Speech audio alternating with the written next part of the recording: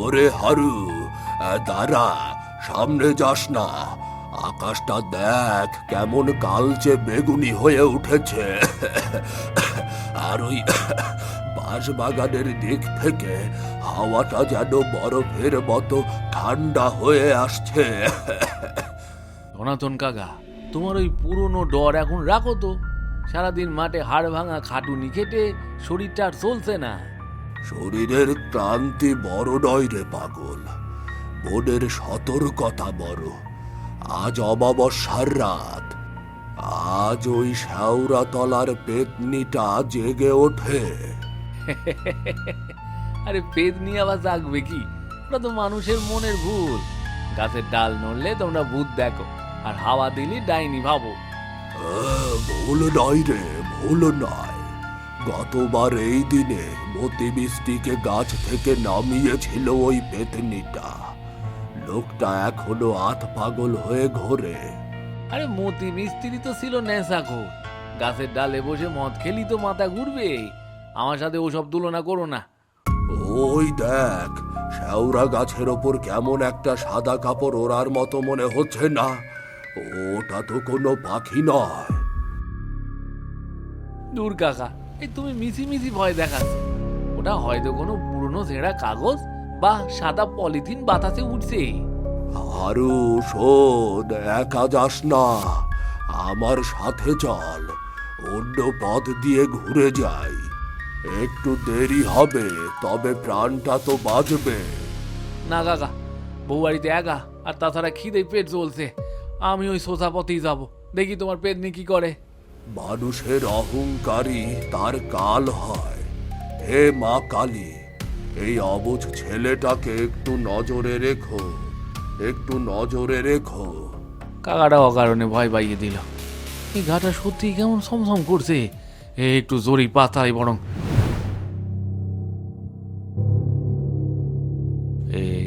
কি এই অন্ধকারে মাঝরাতটায় কে বসে আছে? ও দিদি, কে আপনি? এইভাবে মাথা নিচু করে কাঁদছেন কেন? কেউ নেই রে বাবা আমার, সব ভেসে গেছে ওই বানের জলে। আমার স্বামী আমায় একা ফেলে চলে গেছে। আহা, খুব কষ্টের কথা তো। কিন্তু আপনি এখানে কেন? চলুন, আমি আপনাকে গ্রামে পৌঁছে দিই। এখানে অনেক ভয় আছে।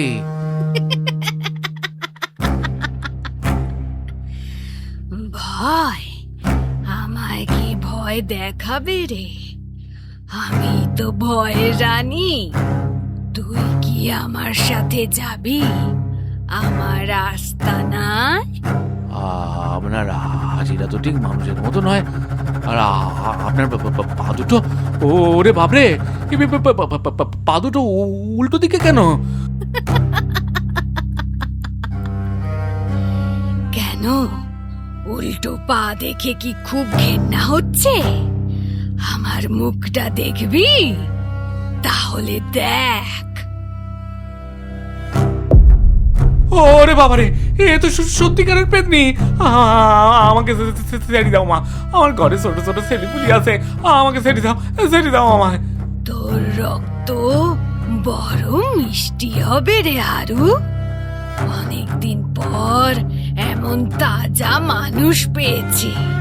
তোকে আজ আমি ছাড়ছি না। একদম একদম কাছে আসবি না বলছি। এই দেখ, আমার বাবার দেওয়া লাঠি, এক বাড়ি মাইল দিয়ে মাথা দু ফাঁক হয়ে যাবে।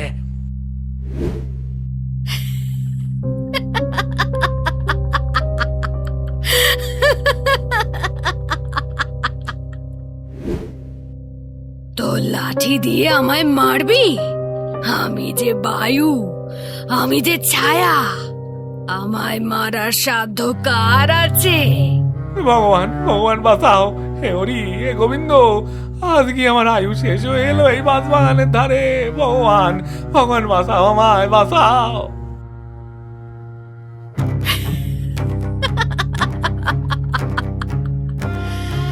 আয় আমার কোলে আয়। আজ তোকে নিয়ে শ্যাওরা গাছের মগডালে বসে ভোজ হবে।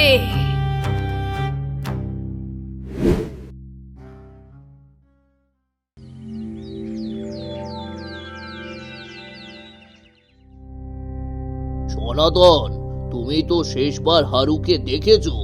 ও কি সত্যি ওই বাগান দিয়ে ফিরছিল?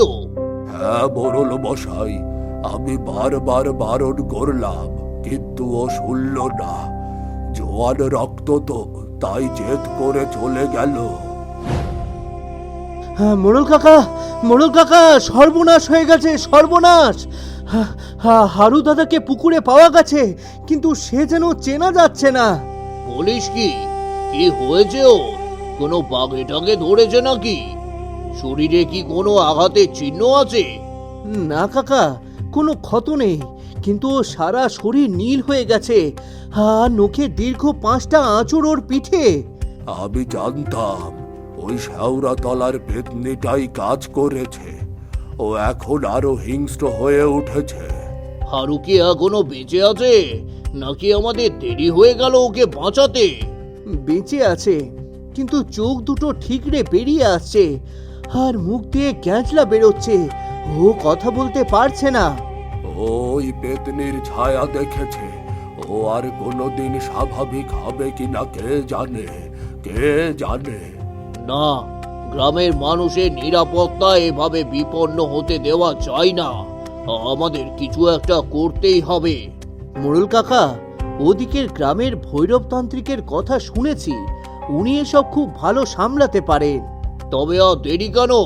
নবীন, তুই আরো 2-3 জনকে সাথে নিয়ে এখনই বেরিয়ে পড়। তান্ত্রিককে নিয়ে আসতেই হবে।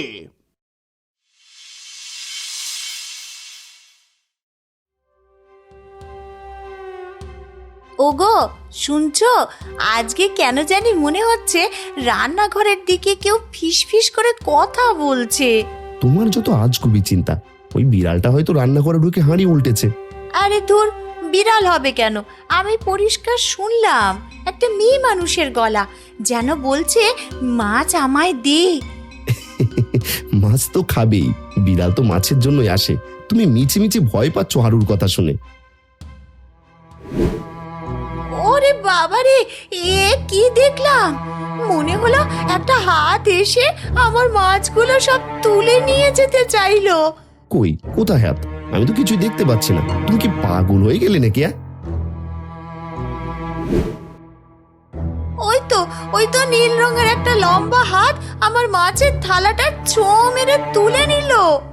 সত্যি তো, ওই থালাটা কোথায় গেল চোখের পলকে? মাছগুলো উধাও হয়ে গেল কিভাবে?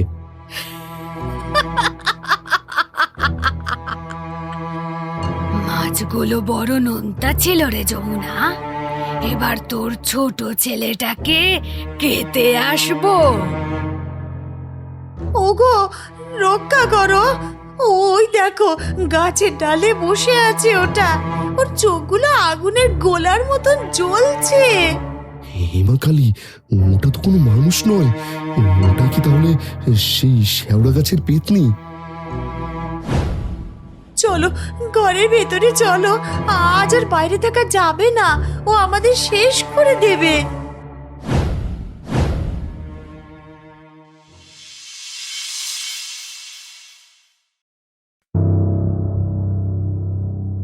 বাসু, জালটা আজ খুব ভারী বলে মনে হচ্ছে রে।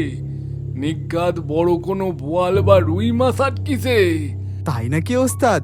এই অমাবস্যার রাতে মাছ পাওয়া তো লটারি জেতা। তাড়াতাড়ি তুলুন। আরে বাবা, এ কি? জালটা তো নড়ছে না, যেন জলের নিচে কেউ ওটা ধরে নিচের দিকে টানছে।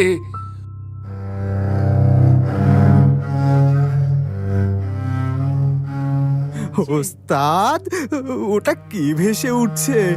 ওটা তো মাছের রূপালি আঁশ নয়, ওটা তো কালো কুচকুচে চুল। ওরে বাপরে, এই জালের ভেতরে এইসব কি উঠছে? ফাসু, টর্চটা সরাস না।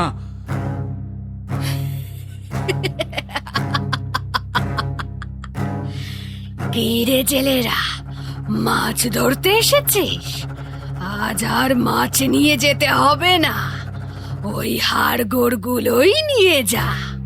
ওস্তাদ, তার মানে এই পেতনি হাড়গুলো রেখে গেছে। বাঁচতে চাইলে এখনই পালাও। নৌকা ঘোরা পাশু, তাড়াতাড়ি বইটা মার, নয়তো এই রাক্ষসী আমাদের যেতে দেবে না।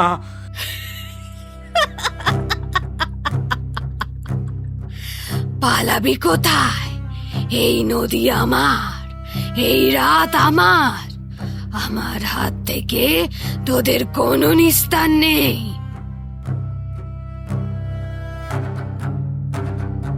ওরে বাবারে, নৌকাটা তো উল্টি যাবে। বাসু, মা কালীর নাম জপ কর, আর প্রাণ বাঁচানো বড় দায়। ওস্তাদ, এই পেতনিটা তো নৌকার উপর উঠে এসেছে। ওর পা দুটো দেখুন, একদম উল্টো। ওরে নিশিভেদ নিয়ে আমাদের ছেড়ি দে, আমরা তো গরিব মানুষ। দয়া কর আমাদের, ছেড়ি দে।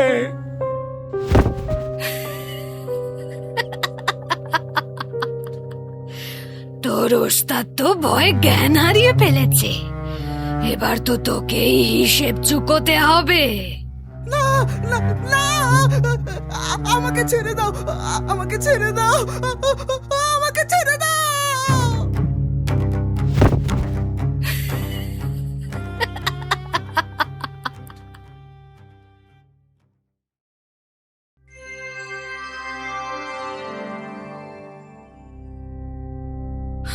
মোড়ল মশাই, আমার বিকাশ কাল রাত থেকে জ্বরে বেহুশ। ওর শরীরে নাকি পেতনির ছায়া পড়েছে। শুধু আপনার ছেলে নয়, আমার মাছের থালা নিয়েছে, আর তিলক জেলের নৌকা তো প্রায় ডুবিয়ে দিয়েছিল। এটা তো শুরু মাত্র।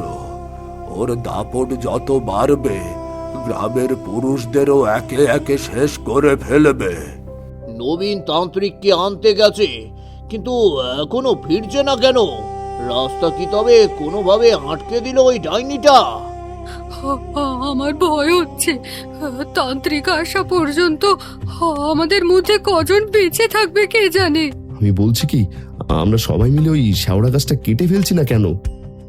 না ভোলানাথ, ওই ভুল করো না। ও রাস্তা না ভাগলে ও আরো ক্ষিপ্ত হয়ে ঘরে ঘরে ঢুকে পড়বে। ধৈর্য ধরো সবাই। তান্ত্রিক ভৈরব সাধারণ লোক নন, তিনি শ্মশানে সাধনা করেন। তিনি ঠিকই পথ খুঁজে নেবেন। মোড়ল কাকা, ও মোড়ল কাকা, আমি এসে গেছি। সাথে ভৈরব তান্ত্রিক মশাইকেও নিয়ে এসেছি মোড়ল কাকা। ভগবান মুখ তুলে চেয়েছেন, এবার হয়তো আমাদের বাচ্চাদের প্রাণটা বাঁচবে। আপনারা সবাই শান্ত হন, আমি জানি আপনাদের ওপর দিয়ে কি ঝড় বয়ে যাচ্ছে। ঠাকুর, আপনি আমাদের শেষ ভরসা ঠাকুর। এই পেতনির হাত থেকে আমাদের গ্রামকে উদ্ধার করুন। আমি গন্ধ পাচ্ছি, বাতাসে অতৃপ্ত কামনার আর পচা রক্তের তীব্র গন্ধ ভেসে বেড়াচ্ছে। ঠাকুর, পেতনিটা দিন দিন খুব সাহসী হয়ে উঠছে, শিশুদের উপরও আক্রমণ করছে ঠাকুর। ওটা সাধারণ পেতনি নয়, কোনো এক দুর্ভাগা নারী অপঘাতে মরে এই গ্রামে আটকে গেছে। ওর মুক্তি নেই। ওর মুক্তির কি কোনো পথ নেই ঠাকুর? নাকি ও এভাবেই আমাদের বিনাশ করবে?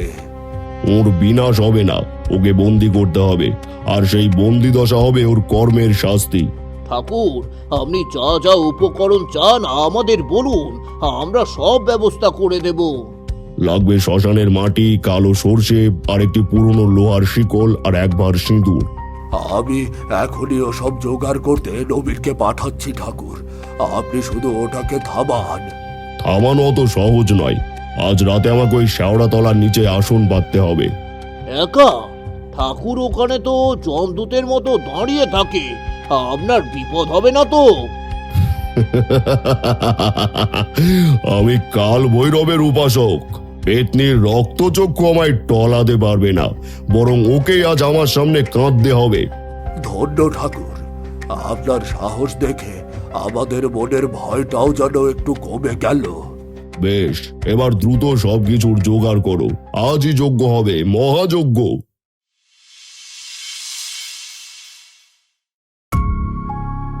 কালু, সিঁদুর দিয়ে গন্ডিটা এমন ভাবে কাট যেন বাতাসের ধূলিকণাও এর ভেতর না ঢুকতে পারে। গুরুজি, হাওয়াটা বড় ভারী লাগছে। আর ওই দেখুন, গাছের ডাল থেকে কেমন কালো জল চুইয়ে পড়ছে। ওটা জল নয় কালু, ওটা পেতনির চোখের জল। ও বুঝতে পারছে আজ ওর দম্ভ চূর্ণ হতে চলেছে। এই নীল লোহার শিকল, এতে মন্ত্র পড়া শেষ তো? ওটা কি ওকেই বাঁধতে লাগবে? হ্যাঁ, কিন্তু তার আগে ওকে ওর আসল রূপে আমার সামনে আসতে বাধ্য করতে হবে। দূরে গ্রামবাসীগুলো তো মশাল নিয়ে দাঁড়িয়ে আছে, কিন্তু কেউ তো এগিয়ে আসার সাহস পাচ্ছে না। ওদের আসার দরকার নেই, ওরা শুধু সাক্ষী থাকবে যে আজ থেকে তালপুকুর গ্রাম আপদ মুক্ত হলো। গুরুজি, ওই দেখুন, কুয়াশার ভেতর থেকে একজোড়া লম্বা পা আমাদের দিকে এগিয়ে আসছে।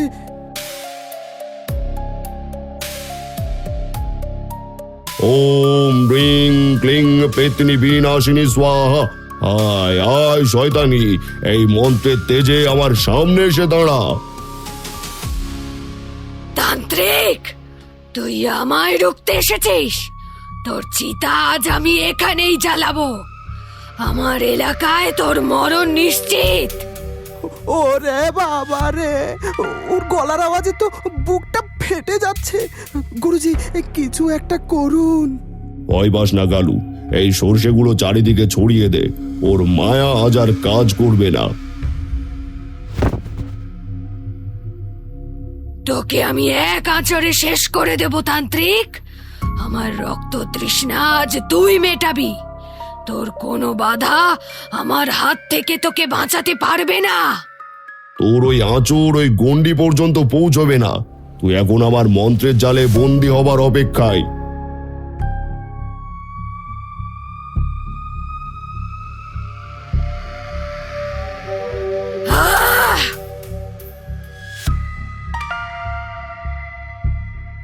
ওগো তান্ত্রিক মশাই, আমি তো তোমাদেরই ঘরের মেয়ে, আমাকে এমন কষ্ট দিচ্ছ কেন?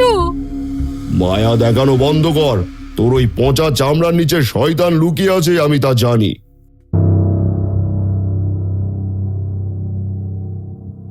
তবে রে, তোর স্পর্ধা তো আকাশচুম্বী। দেখ তবে আমার আসল রূপ আর আমার ক্ষমতা তেজ।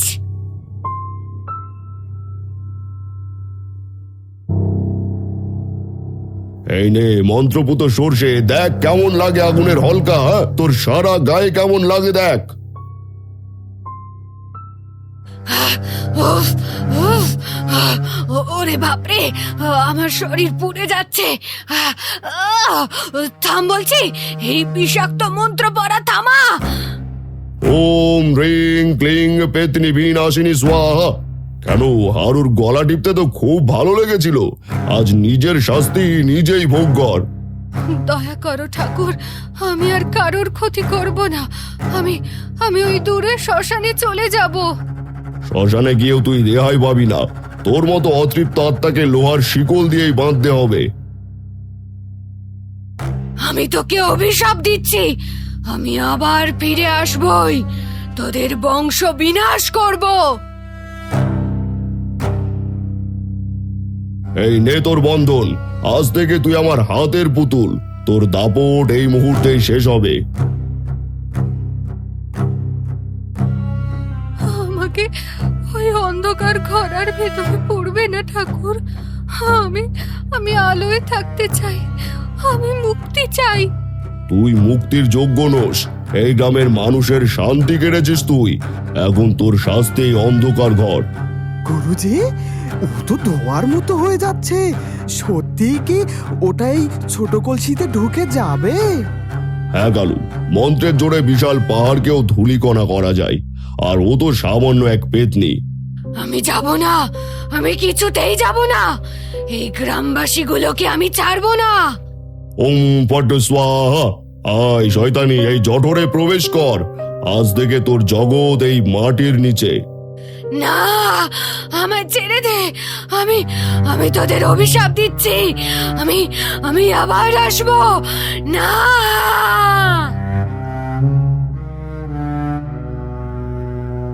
গুরুজি, শিকল দিয়ে 7 বার প্যাঁচ দিয়ে দিচ্ছি।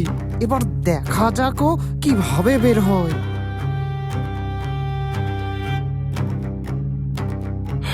শেষ হলো এক অধ্যায়ের। এই অতৃপ্ত আত্মা এখন আমার কবজায়, আর কোনোদিনও আলো দেখবে না। যাক, গ্রামের মানুষ এবার অন্তত শান্তিতে ঘুমাতে পারবে। আপনার জয় হোক গুরুজি।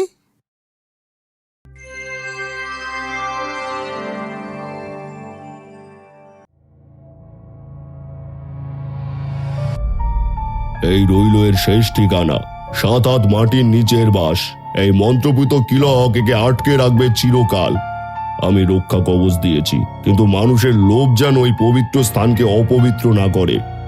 আমরা এখানে একটা মন্দির তৈরি করে দেব, যাতে সব সময় পূর্ণ মন্ত্রের আওয়াজে এই চত্বর পবিত্র থাকে। এবার আমার যাওয়ার সময় হলো। কালু, চল। অন্য কোনো গ্রামে হয়তো কেউ আমাদের পথ চেয়ে বসে আছে। ঠাকুর, তালপুকুর গ্রাম আপনাকে কোনোদিনও ভুলবে না, কোনোদিনও না।